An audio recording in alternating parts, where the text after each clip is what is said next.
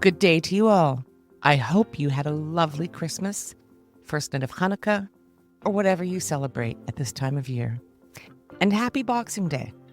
I've got to say, I never got into the whole Boxing Day thing.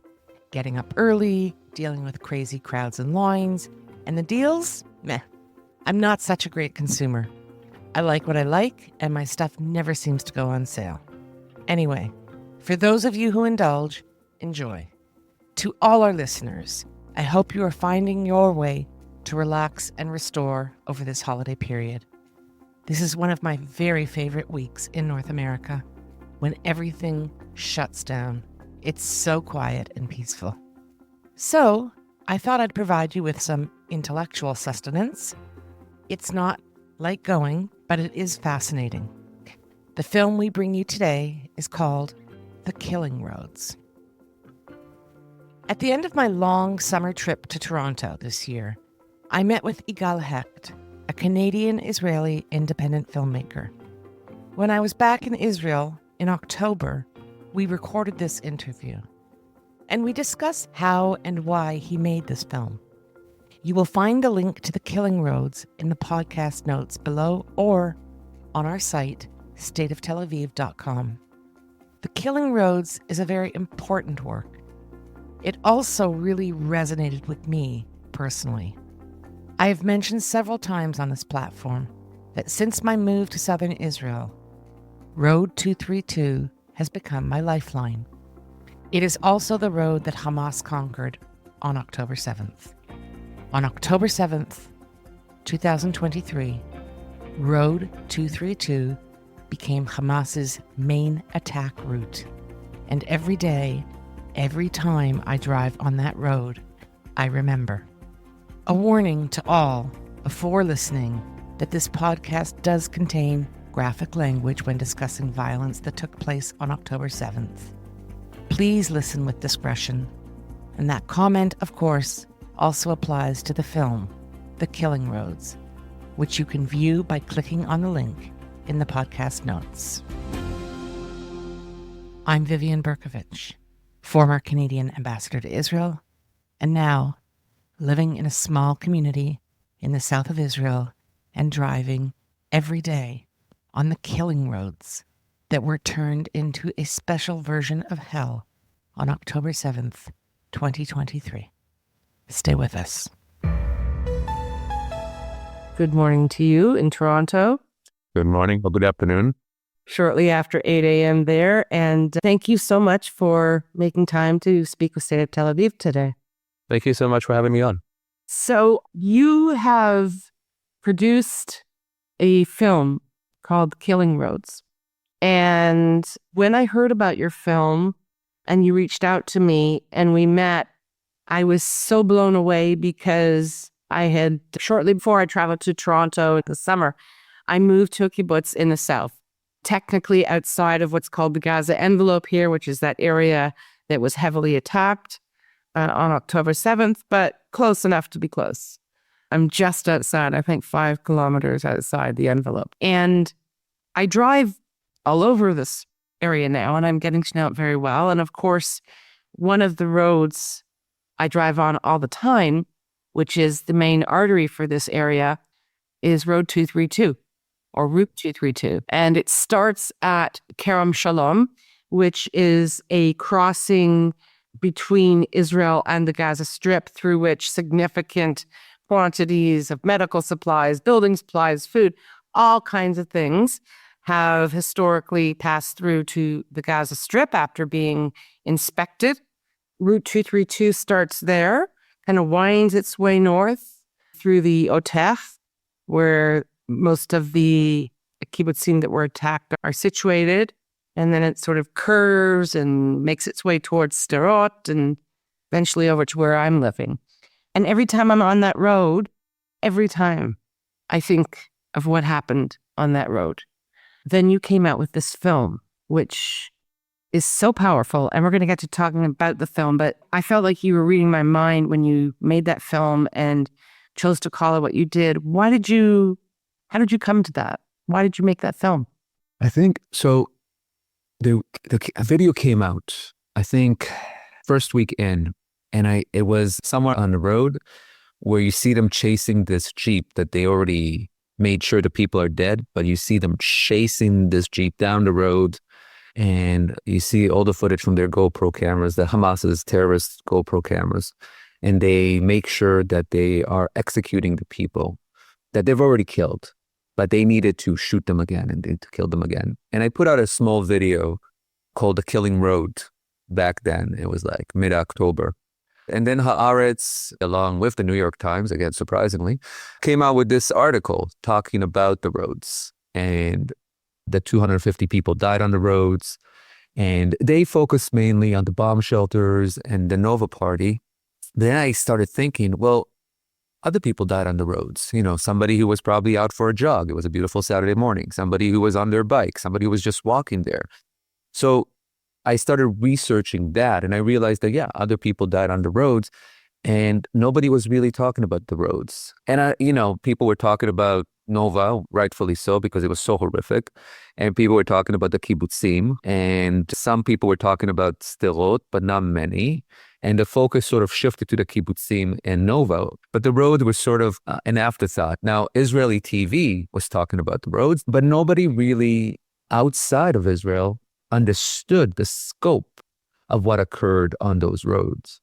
And so I don't make films for Israel. I make films about Israel, but for an international audience. And I said, well, this is what I want to focus on. This is the story. And originally it was going to start in Sderot, because 20 years ago, I interviewed a woman named Molly in Sderot on the eve of the Gaza disengagement, October 26, when the disengagement was announced. And Molly sat on her couch holding a cigarette. She had pink hair. I remember it very clearly, vividly. And she said, they're going to come in here. This disengagement is bad. They're going to come in here. They're going to attack us. They're going to come to our schools. They're going to kill our people.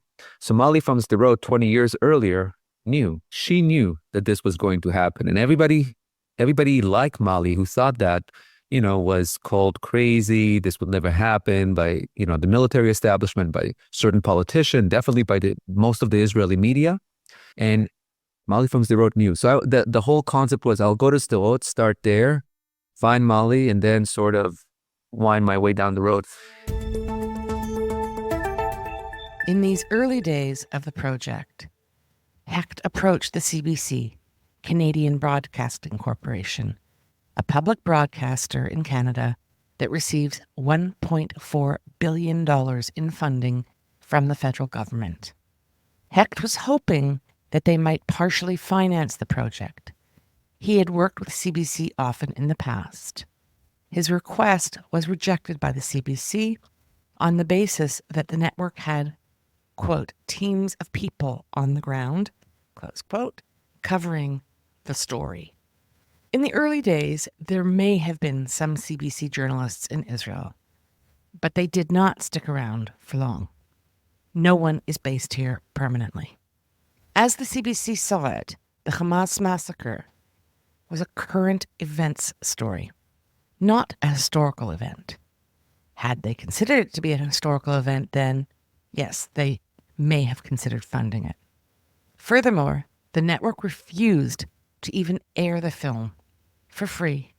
More than 1 year on, the CBC has yet to reassess that decision. Fortunately, Igal Hecht persisted. He understood that October 7th was a major historical event. He continues to explain why. It wasn't just enough to shoot at people. They went car by car and executed people. And even when people were already dead, they still shot them. The level of barbarity that these Palestinian terrorists had is just unbelievable. Now, I've dealt with genocides within the Arab world in the past. I did a movie 5 years ago about the Yazidi genocide, and I watched a lot of ISIS footage. And the ISIS footage is grotesque. But what these Palestinians terrorists did was much worse. They set people's bodies on fire. They burned bodies. They did other things. They cut off body parts. They executed people. The rape, the murder. And this is in a span, keep in mind that this is in a span of 3, 4, 5 hours tops. The entire carnage if we set the kibbutzim aside, the entire carnage on the road and in Nova was 3 to 5 hours, something along those lines. That's insane. The vast majority of the savagery at the Nova site and in the vicinity of the Nova site did take place in a very compressed time frame. Initially, we thought it was reported that 3,000 of them came through, but in reality, it was almost 7,000. It's an insane amount of people. And even that, the fact that it took 6 months to release that information, right? That's 50% off. You're not like a little bit off. You're way off. It explains so much that the savagery, and that's what it was. It was savagery that these Palestinian terrorists, and I refuse to say Hamas. I call them what they are. It's not just Hamas. Civilians don't behave in this way, but there's extensive footage of what are clearly civilians, and one of the starkest is an elderly man who's quite lame, hobbling with a cane, trying to run in, and we know from multiple testimonies that what he and others were doing was going in to loot, but not just loot televisions and cars and watches and jewelry. They actually sat in the homes that were soaked and smeared in blood, where in many cases people were dead and still in their homes. They sat at the table of these murdered families and ate their food. One of the things that we didn't talk about in the film, because even for me, that was too much, we had somebody from Magen David Adom who told us that they received 8 bodies, and we had some images, and I chose not to use them, 8 bodies, that were missing limbs. So, and then I started wondering, well, to sit there, so you're killing people. You're in a battle. The Israeli army is coming, but you still take the time to cut off people's limbs. That is the mindset that they had. And I think, people don't realize that. And that's really been the fault of Western media that are refusing to report on those facts. These are not small details. These are massive details because they showcase the sheer barbarity, the mindset of these savages, because that's what they are. In this really quite short period of time, most of the savagery and killing and torture occurring between 6:30 a.m. on October 7th and 2 or 3 in the afternoon. It continued, particularly in the kibbutzim, but the concentrated effort was in that time period. And of course, it was so deep and horrible because there was virtually no resistance, because the IDF was nowhere. And I think it's important to point out that there were some heroes. There were a few hundred heroes who were stationed on the border and who fought like lions, and another group that has been seriously overlooked by this country, certainly the government. And I've met with some of the parents of these fallen soldiers, and they feel ignored. There was no significant troop reinforcement until that night, well over 12 hours from when it all started. And I think that vacuum is what eats away at the soul of this country to this day, is explaining how that could happen and why are we still not looking at and understanding how it happened, because it's just incomprehensibly huge. A few months ago, the Wall Street Journal ran a series of really superb investigative pieces. And it's right around the time in kind of June, July, where there was tremendous optimism around a hostage deal happening that would hopefully result in the release of most, if not all, of the remaining hostages. And they had obtained somehow notes that Sinwar had written following the October 7th attack, in which he stated that he felt that things have kind of gotten a little out of hand, and that the people from the Gaza Strip, Hamas and others who entered Israel and engaged in the savagery that they did had maybe kind of lost control and just gone a little too far. I haven't seen the notes, of course, and that's really the extent of the Wall Street Journal's description, and I'm not in any way absolving Sinwar of any responsibility. Having said that, if a man like Sinwar, who is known to be just indescribably cruel and who planned this operation and under whose authority the hostages were starved and tortured and continued to be held captive, if he felt things have gone too far, that's saying something.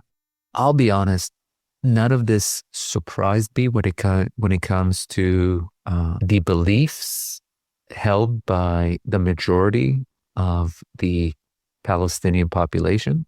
I've filmed for many years in Judea and Samaria, the West Bank, in Nablus, in Jenin, in Ramallah, in Bethlehem, in Jericho, in the small villages. And I'm always Gil, the Canadian. So, I'm not Israeli. And the fact that they want to murder Israelis doesn't surprise me. And I think there needs to be a reckoning and there needs to be a reality check for many in Israel, particularly on the left, who even now believe that there's somebody to talk to on the other side. I think that when you sign agreements, it's all a nice piece of paper, but in reality, it doesn't change the education system, who for years has been preaching hatred and murder of Jews and Israelis. I think that there is the foundation of Palestinian society at this moment is one that's built on constantly feeling like they are the victims, and therefore they are emboldened by the world, by various organizations such as UNRWA, which is a slush fund for terrorism, which our government here in Canada funds with no issues. And I think there needs to be an understanding of that. We should listen to them when they speak. Igal Hecht, thank you so much, not just for your time today, but for making this really important film that speaks so eloquently and profoundly for those who simply have lost their voice because they're no longer with us. Thank you. Thank you so much for having me.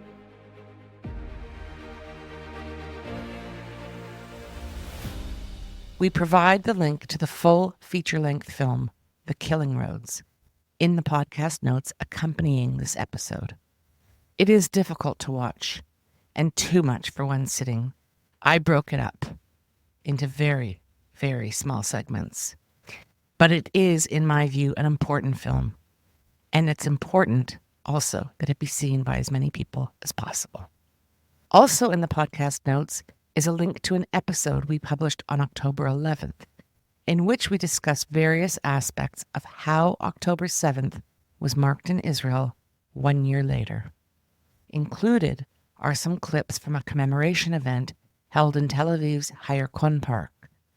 Among the featured stories is that of Yuval Tebelsi, a young newlywed who was trapped in a car at the side of the road for hours, playing dead. With her were her close friends and husband of 1 year, more.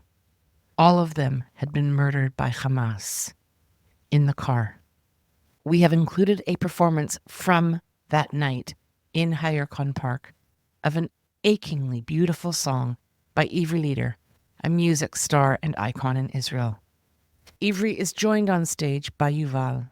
The song is a tribute to her love for more and the boundless tragedy of October 7th.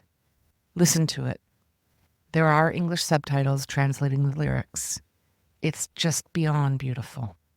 For those of you who celebrated Christmas, I do hope it was a meaningful and joyous day, and best wishes for a happy Hanukkah to all marking the holiday of miracles. And we so need so many miracles. 96 to be precise. The return of the 96 hostages still in Hamas captivity. Remember them as you light your candles this year. Unlike so many publications and shows, I'm not going to offer a short list of our greatest hits at State of Tel Aviv from the last year, for a few reasons. It's always driven me crazy, that practice, that during the long, lazy week between Christmas and New Year's, when everything shuts down in North America and Europe, that there was so little fresh content coming out. It was all the year in review, greatest hits, which, I mean, I get it, but I wanted more. I wanted something new. So we're going to keep putting out original material in this period. What else are we not doing at State of Tel Aviv? We're not offering a holiday special to entice you to subscribe. Why? I don't know. Feels kind of unfair to those of you who have stepped up at our regular and eminently fair subscription fee. We work hard to bring you consistent quality and stories and perspectives week in and week out. If you are still here and listening, it clearly means you value our work because you value your time. And we value your time as well. So please, so many of you listen and read very regularly. I'd rather not ask, but I really must. We require resources to deliver. Your support will go a very long way and be deeply appreciated. Just go to our website, stateoftelaviv.com, and click on the subscribe button, and you know what to do from there. Hey, and maybe even give a gift subscription. Join as a founding member. Nothing in life is free, not even State of Tel Aviv and beyond. Thanks again for being here. If you do choose to watch The Killing Roads, you will learn a great deal. I certainly did. And until next time, stay safe. We love hearing from you, so please comment on our website, stateoftelaviv.com, or send us a note to hello@stateoftelaviv.com. On behalf of the State of Tel Aviv core team, Jan Zabo, our creative, graphic, visual, and marketing man, Amir White, producer and editor extraordinaire, sound guy, who is also impressively patient with me and my boomer tech deficiencies, and our social media manager, who pitches in on everything, Maya Naftalin. Thanks to the team. Thanks to you for being here. We'll be back soon.